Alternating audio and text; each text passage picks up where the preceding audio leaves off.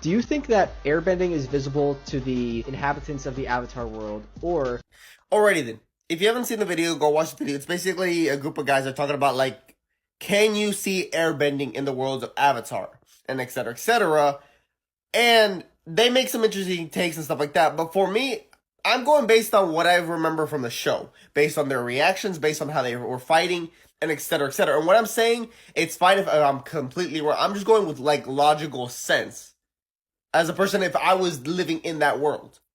For me, I believe it's a yes and a no. I believe you can see Earth, like just like or airbending, just like Earth, fire, water, and then sometimes I believe you can't because unlike the other three main elements, Earth, fire, water, you can see them clearly being formed, being bending. You know, so you can see a water bender bending, and you can see a fire because it's something you can clearly see: the flame, the water, the rocks, the sediments.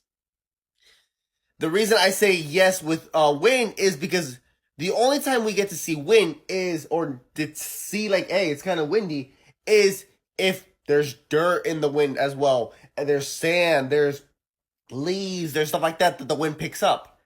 Just like a hurricane, like a tornado, a hurricane, we get to see the tornado because it's picking up stuff that's building where we can clearly see it, and probably it's creating enough current where it's forming enough to see visuals somewhat.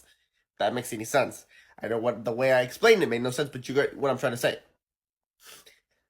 When I say no, I feel like the reason you can't see it is because it's air. The only time I feel like for those who don't bend, I feel like can't see it. Any non-bender in that world probably can't fully see it unless there's something there. Like you know, like sand and etc. etc. But I also believe that every fire, water, earthbender can sense and airbending. They can sense it, they can feel it, and stuff like that. That is probably why they can easily block it and stuff like that. Probably, and plus, since it's like a similar movement, and since Aang is moving and you can tell what he's gonna do, they can kind of predict on what he's going to do or what the air is going to do. Using their specialty in fire bending, in water bending, and earth bending. Because if you think about it, each bending is similar to a martial arts. The only difference is the technique is a little different. They can probably read each other's techniques and determine how they're gonna move.